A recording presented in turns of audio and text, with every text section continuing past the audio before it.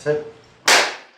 여러분 안녕하세요. 대한법률부동산연구소 쿠폰하우스 쿠폰주기 채널입니다. 오늘 또 이태강 교수님 모시고 여러가지 이야기 나눕니다. 교수님 안녕하세요. 안녕하세요.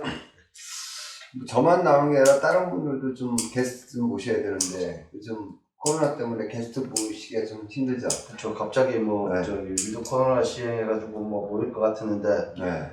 또 변이 바이러스가 나오는 바람에 네. 조금 모이기 조금 힘든 것 같습니다.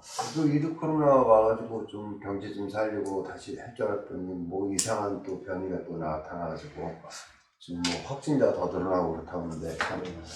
뭐 확진자가 하루에 뭐 5,000명씩 나오고 뭐 이러니까. 근데 그 5,000명이 그거 아닙니까? 그 지금 뭐 오미크론인가 그거 생기기 전에 델타 변이 그 위드 코로나 때문에 더 생긴 거 아닌가요?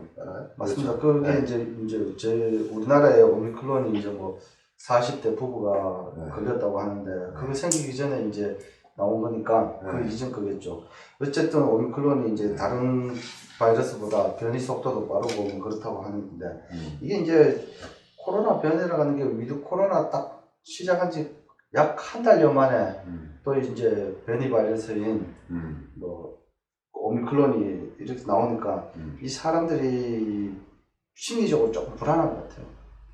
저희도 솔직히 뭐 이렇게 강의를 수업하다 보면 코로나 때문에 조금 사람들도 좀 덜 오는 경향도 있긴 있는데 네. 아직까지 그래도 뭐 방역에 좀 방역 준수하고 이러면 괜찮을 것 같습니다. 저희 수업하는 거. 제가 이제 수업을 하다 보면 전부 다 마스크 쓰고 있잖아요. 네, 맞습니다. 네, 그래서 뭐 데모하는 것도 아니고 와 전부 다 그러니까 또 원래 이제 강의를 할 때 이제 피드백이 있어야 또 재미있고 이제 웃으면서 강의하고 그러는데 그렇죠. 다 마스크 입 가리고 있으니까 대답도 좀 덜하게 되고 맞습니다. 이게 소통이 좀 자유롭지가 않고 옛날 같지 않은 건 분명히 있습니다. 네. 그런데 제가 그 코로나를 생각하면서 예. 그걸 한번 생각해 봤어요. 지금 맨 처음에 코로나 딱 생기고 나서 변이가 생겨서 델타 변이가 생겼잖아요. 네. 그리고 또 확장돼 가지고 오미크론이 지금 또 전 세계적으로 좀 조금씩 퍼지고 있다. 네. 그런데 그 부동산 쪽에서도 우리가 변이가 있다라는 걸 생각해 봤습니다. 부동산에서 변이가 있다고요? 네. 네, 말씀해 주시죠. 왜냐면 2017년도에 이제 문재인 정부 딱 들어나서부터 정부 정책으로 뭐 여러 가지 뭐 27번, 28번의 정책들이 계속 나왔잖아요. 나올 때마다 이제 조금씩 이제 변이가 생긴 게 아니냐. 그렇죠. 그 네. 대책이라고 나온 거는 네. 이제 저희가 또 적응하게끔 또 만들어주고.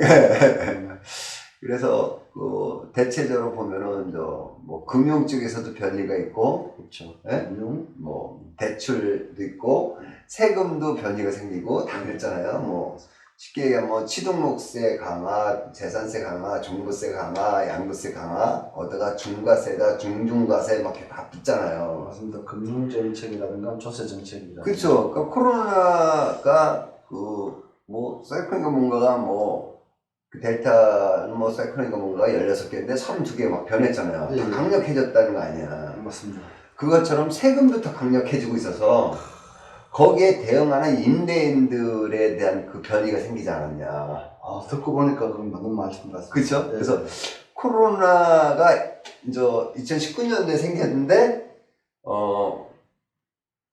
부동산 정책이나 이 부동산 변화는 2017년부터 이제 생기기 시작해서 변이가 계속 되고 있지 않냐. 그래서 코로나 변이가 생긴 것처럼 부동산에도 이제 여러 가지가 변이가 생기지 않았나 이렇게 생각이 들어가지고 그 변이가 생겨가지고 나온 게 가장 대표적인 게 이런 것 같아요.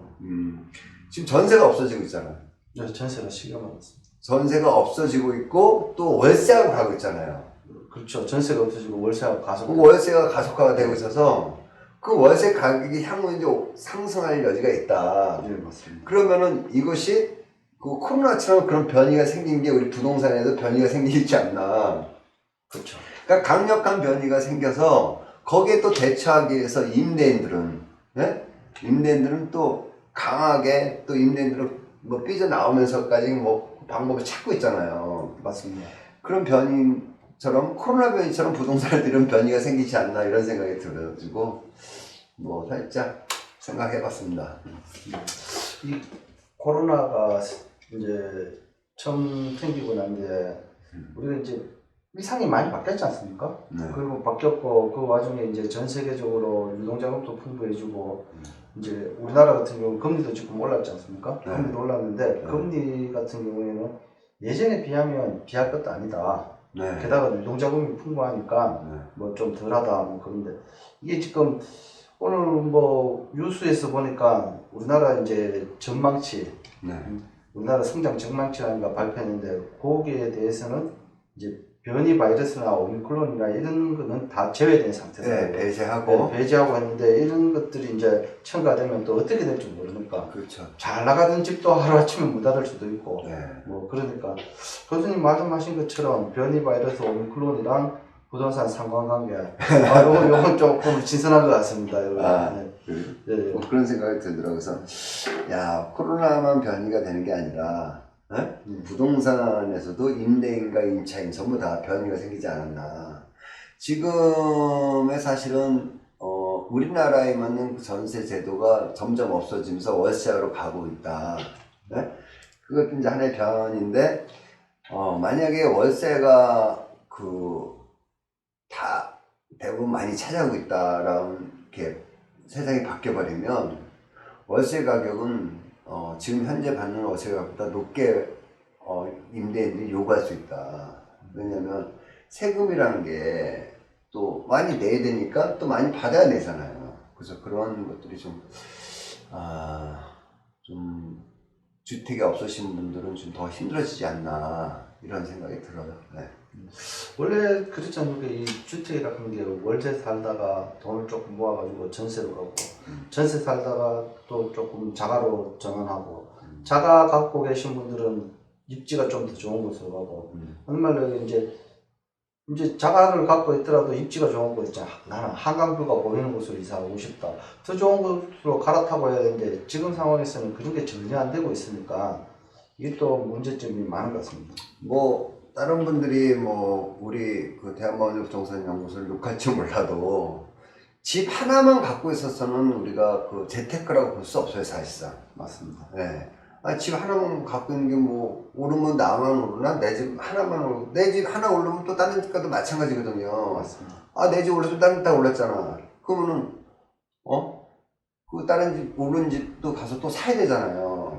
맞습니다. 근데 그거는 쉽게 해서 자기 그 자리야. 그 자리이기 때문에 재테크는 집 한 채만 가지고 있으면 그 재테크를 볼 수 없어요. 그래서 내가 이제 투자를 하는데 뭐 집이 좀 몇 개 있어야 또 재테크가 되는 거지. 근데 그 염려하시는 분들이 항상 불안해한 거지. 집값이 떨어지면 어떻게 되나. 그렇죠. 집값 떨어졌다 어떻게 하면 돼요? 안 팔면 되죠. 나 안 팔면 돼. 안 팔면 되죠 뭐. 안 팔면 어떻게 양도 쓸데 없어. 근데 이제 전통적으로 우리나라를 보던 우리나라뿐만 아니라 전 세계적으로 보더라도 시간이 좀 지나면 부동산 가격은 상승할 수밖에 없는 경제다. 네? 올라갈 수밖에 없는 조건이 된 게 가장 대표적인 게 뭐냐면 돈이 계속 만들어지고 있잖아요. 그렇죠. 돈이 계속 이제 유동자금이 계속 또 네, 돈을 계속 찍어놔야 경제가 사는 거란 말이에요. 맞습니다. 죄송합니다. 이거 코로나 아닙니다. 요즘 솔직히 기침만 해도 눈치 보입니다 진짜. 그래 죄송하다 하잖아요. 그 돈을 찍어야 경제가 사는 거고 또 하나 이런 게 있어요. 돈을 계속 벌어야지만 되는 이유가 있어요. 죽을 때까지. 네? 봐봐요. 첫 번째, 누구든지 세금을 다 내야 돼. 세금 맞습니다. 세금 내야 됩니다. 세금 내야 되죠. 맞습니다. 세금. 또 두 번째는 인플레이션이 되고 있잖아요. 예. 그렇죠? 그리고 내가 그 생활하기 위해서는 돈이라는 게 필요하잖아요. 그렇죠. 그러니까 돈을 벌어야 돼 계속. 그리고 또 참 웃긴 게 옛날에는 안 그랬는데 이 시대가 자꾸 변하면 변할수록 우리가 봉급에서 보면은 아니 봉봉은 300만 원인데 실질적으로 수령되는 건 뭐 230만 원, 240만 원밖에 안 되잖아요. 맞습니다. 그렇죠? 차포 때문에 뭐 그렇죠. 근데 그거를 내가 뛰라고 했어? 내가 뛰라고 했냐고. 맞습니다. 아니 자동으로 막 다 빠져나가는 거야. 제 의지와는 상관없이 빠져나가는 거죠. 의료에서 빠져나가는 것도 있고, 그다음에 이번에도 물가 상승률이 3.7% 아닙니까? 그렇죠. 3.7%라고 하면 일반인들은 그냥 3.7%라고 하면은 도대체 뭐 얼마가 올랐다고 이렇게 생각할 거 아닙니까? 쉽게 설명하면 우리가 이제 그 평균치를 딱 보면 그러니까 3%가 상승했다. 네. 그럼 곱하기 5를 하면 맞아요. 3% 상승하는데 곱하기 5를 하는 그러면 지금 3.7%잖아요. 그러면 3.7% 4% 잡으면 4, 5, 20%의 물가 상승률이 뛰었다. 체감으로 느끼는 네, 체감이 이제 곱하기 5를 하면 되는 거가 우리가 체감 느끼거든요. 그러면 3.7%라면은 지금 약 뭐 4, 5, 20인데 한 18% 정도는 지금 물가 상승을 하고 있다. 봐봐요. 봉급은 그렇게 안 올랐잖아. 안 올랐죠. 네? 근데 물가 상승이 하기 때문에 죽을 때까지 돈 벌어야 되는 거야. 네. 그래서 죽을 때까지 돈을 벌어야 되고, 교수님 말씀하셨듯이 이게 지금 우리나라 전반적으로 거쳐가지고 이제 뭐 아까 말씀하셨듯이 집을 한 채 소유하고 계신 분들은 재테크하려면 두 채 갖고 있어야 된다. 예전에 교수님 이런 말씀하신 게 기억나요. 한 채 가지면 절대 재테크가 안 돼요. 네. 이런 말씀하신 게, 야, 우리 집값이 올랐다. 그럼 여보, 우리 오늘 소고기 먹을까? 우리 집만 올라온 게 아니잖아. 다른 집도 올랐는데. 지난번에 한 분이 집값 올랐다 해가지고 팔고 다른 데로 가려니까 그 돈으로 갈 수 있는 게 없다고. 땅을 치고 후회했다고. 현실이 그러니까 어디 비가 오면 내 마당에만 비 오는 게 아니고 집 마당에도 비가 오니까 뭐 대비를 하실 것 같으면 집을 한 채 소유하고 계신 것보다 두세 채 갖고 있으면 재테크에 또 유리하다. 그 재산세, 뭐 종부세 이런 거 걱정하시는데 그런 거 우리 지역에서는 걱정을 안 해도 되지 않습니까? 그쵸. 비규제 지역이니까. 근데 이제 종부세라는 게 사실상 지금 막 엄청 막 이슈가 되고 있잖아요. 근데 우리 강원도에서는 그 종부세 낸 사람이 많지 않아요. 맞습니다. 대부분 뭐 집중대가 있는 게 강남 3구에 수도권에 집중되어 있으니까. 맞습니다.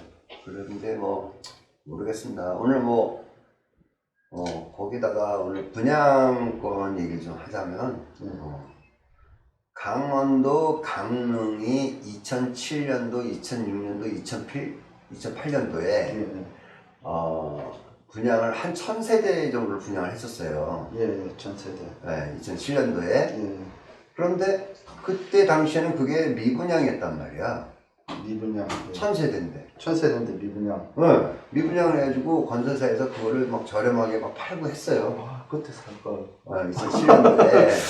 그런데 지금의 2021년도, 2020년도 막 들어서 강원도 강릉에 지금 아파트 분양이 총 10,000세대가 넘어요. 그때 100%. 그때 당시에 10배가 넘어. 근데 그때는 미분양이었는데 지금은 몇십 대 1이잖아. 그렇죠. 그렇다고 해서 강릉 인구가 늘었냐? 늘지는 않습니다. 아니거든요. 맞습니다. 그 원인이 왜 그럴까요? 원인이 뭡니까? 그러니까 2007년도에는 1000세대밖에 분양 안 했는데 미분양이었고 지금은 뭐 10,000세대가 넘는데 10배인데도 인구는 똑같은데 맞습니다. 그럼에도 불구하고 몇십 대 1이 되니까 그런 것들을 보면 그 유동 자금이나 그 다음에 사람들의 생활 수준 이런 것들이 이제 많이 틀려졌다. 그리고 그때 당시에는 그 주변에 건축 연도가 얼마 안 된 것들이 좀 있었을 텐데 지금에는 이제 주변에 그 건축 연도가 오래된 집들이 많잖아요. 그렇죠. 노후화가 좀 심각한 정도. 심각하다 보니까 신규 아파트에 대한 그 선호도가 세지고 있다. 하나를 보면 10가지 알아요. 요즘 그 뭐 신규 차들이 새 차들이 막 나오잖아. 아, 신모델. 예, 엄청 잘 나옵니다 차들이. 그런데 반도체가 없어가지고 뭐 차 생산하려면 6개월, 1년 기다려야 된다 그러는데 맞습니다. 지금의 사람들의 그 성향이 좀 신규 새 거에 대한 그 선호도가 굉장히 높은 거는 돈이 지금 유동자금이 좀 있기 때문에 그런 거예요. 그래서 그 다음에 이제 주변에 내가 살던 집이 좀 너무 노후됐구나. 그 다음에 다 사람의 그 욕심이잖아. 그렇죠. 새 집에서 살고 싶고, 에? 좋은 데서 살고 싶고, 그렇죠. 그래서 그런 거에다가 또 이제 돈도 풍부해지고, 그 다음에 거기다 또 플러스 된 게 뭐가 있어요? 프리미엄이 붙잖아. 그렇죠. 피가 붙는 거죠. 프레임이 붙으니까, 아, 그거라도 좀 남겨 먹을 수 있지 않나, 라는 건데, 또, 요즘은, 그 분양을 하는 건설회사가 팔릴만한 데다 분양을 해, 또. 입지 좋은 쪽에다가. 맞습니다. 그러니까 지금의 그 입지 좋은 쪽에 분양을 하니까 입지나 그 다음에 신규 아파트 이런 선호도가 굉장히 세졌다. 응? 옛날처럼 또 내가 재산을 모아서 자손한테 물려주고 이런 시대가 아니니까 내 생애에 잘 살다가 간다. 그러니까 내 생에서 좋은 거 하다가, 그렇죠. 그럼 뭐라 하더라? 그 애를 안 낳는 그 부부들 있더라고요.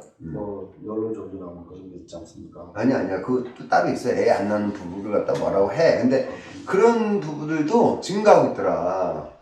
내 생에 그냥 살다가, 즐겁게 살다가 간다. 그런 것들이 풍부하다 보니까 좋은 차에 좋은 집에 사는 거를, 그런 선호도가 지금 강해지고 있다. 이렇게 판단이 되더라고요. 그러다 보니까 그런 것도 있었지만 사실 그 2007년도에 미분양됐던 게 서울의 수도권의 집값이 폭등했었어요. 폭등. 그리고 이제 우리 강원도는 가격이 보합 내지 상승하지 않았단 말이야. 그러니까 전부 다 수도권으로 이제 몰려갔던 거였단 말이야. 그러니까 여기가 미분양이 된 거지. 근데 지금은 수도권을 막 규제하다 보니까 거기서 도저히 못 사는 거야. 못 사니까 이제 지방을 내려가는데 가까운 거리, 이제 강원도, 강릉, 원주, 뭐 춘천 이런 데가 오히려 뭐 전라도, 경상도 내려가는 것보다 오히려 교통편이 좋아졌잖아요.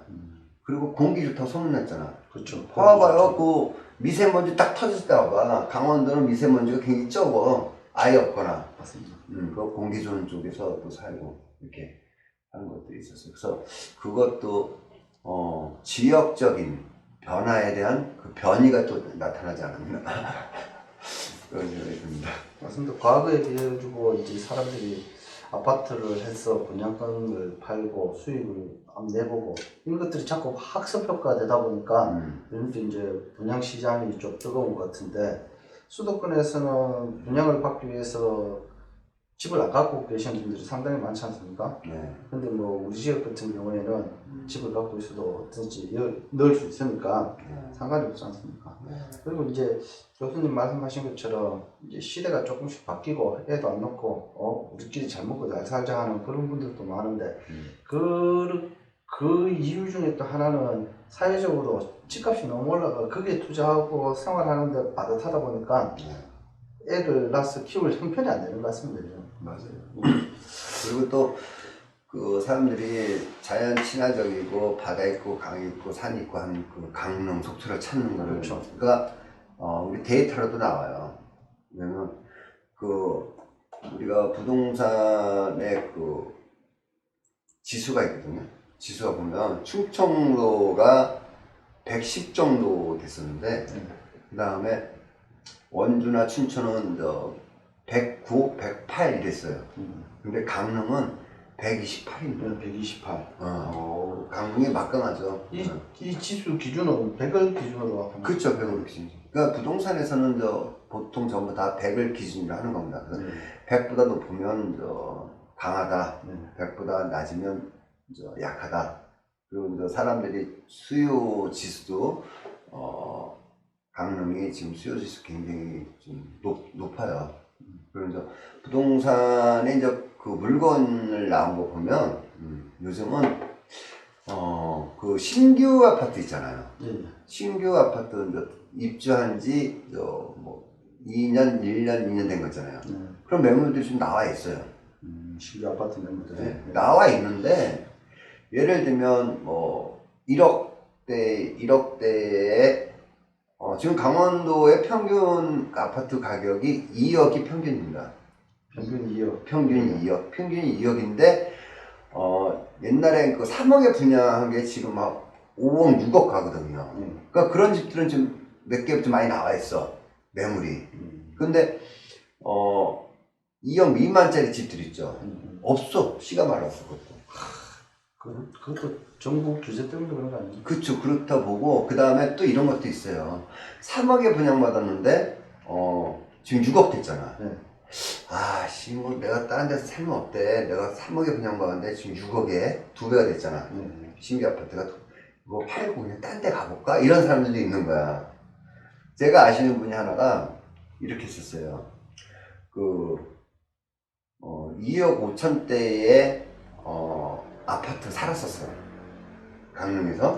살다가 신규 아파트를 2년 전에 2년 전에 그걸 3억 초반대 샀단 말이에요.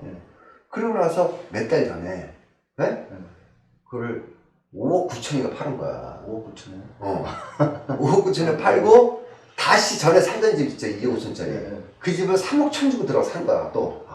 다시. 그래가지고 자기가 한 2억을 챙긴 거야. 2년 만에. 1년 만에 2억을 챙기면 1년에 1억이잖아요. 그렇죠. 그럼 한 달에 1,000만 원짜리 공급이 된 거야.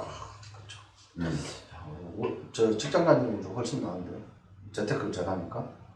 그런 거 재테크죠. 맞습니다. 이게 지금 뭐 전반적으로 교수님 말씀하신 게 다. 그래서 내가 그랬어요. 그분한테. 아니 전에 2억 5천치에 살다가 3억짜리 사서 6억에 팔았잖아요. 그러면서 이제 6억에 팔고 돈을 한 2, 3억 챙겼잖아. 그러면서 다시 이제 3억짜리 집을 다시 갔잖아. 그 2, 3억까지 뭐 할 거냐, 내가 그랬어.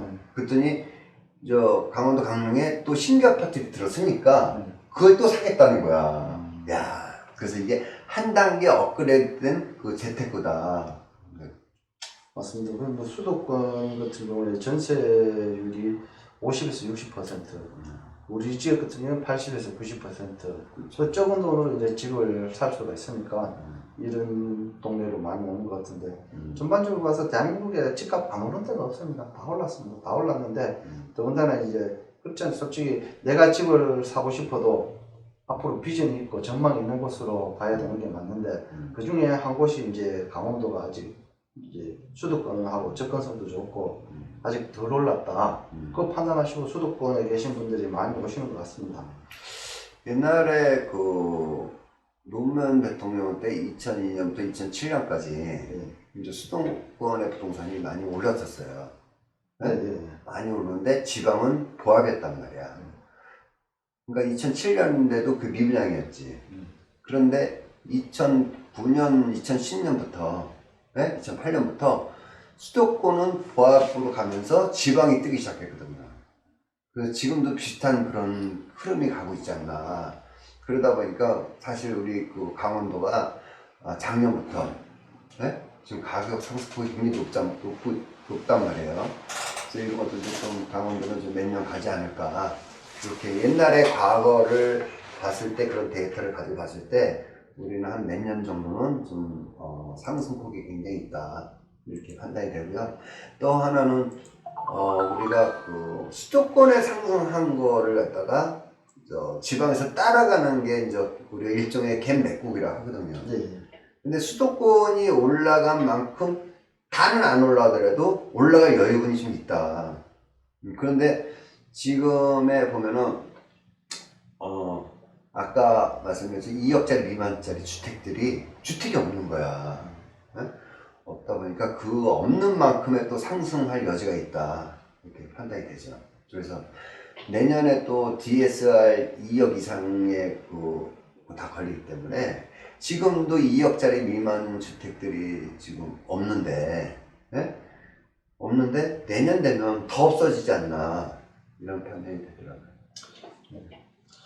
오늘 뭐 이야기는 뭐 여러 가지 많이 했는데 오미크론과 부동산 상관관계 이게 참 대박입니다. 이게 네. 맞습니다. 그러니까 뭐 결론을 내리면 그 코로나가 이제 델타 변이가 생기고 델타 변이가 오미크론이 생긴 것처럼 그 변이가 생겼잖아요. 그 예. 부동산도 이런 변화로 인해서 세금도 강해지고 뭐 집값도 오르고 이렇게 점점 그것도 강해지지가 않나. 그래서 오미크론의 그 코로나의 변이처럼 부동산 가격에도 지금 변이가 생겨서 세지고 있다. 뭐 이런 생각을 하게 됐어요. 네.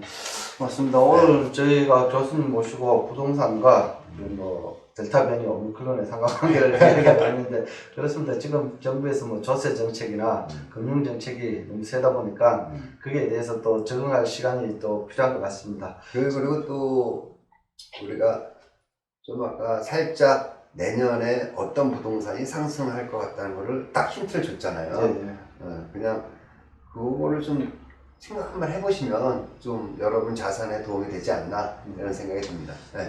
오늘 유튜브를 시청하시는 모든 분들이 이제 자산을 조금씩 확보를 하셔가지고 나중에 다들 부자 됐으면 좋겠습니다. 근데 이게 모든 자산을 재테크하는 판단은 본인이 하는 겁니다. 그렇죠. 네. 판단은 본인 몫입니다. 본인 몫이지. 뭐 나중에 쿠폰하우스 얘기 들어보니까 오는다더니 안 온다네. 네. 그건 모르는 거야, 그거는. 근데 대략적으로 이렇게 가지 않을 거냐는 그런 것도 말씀드리는 거지. 뭐 세상이 얼마든지 바뀔 수 있잖아요.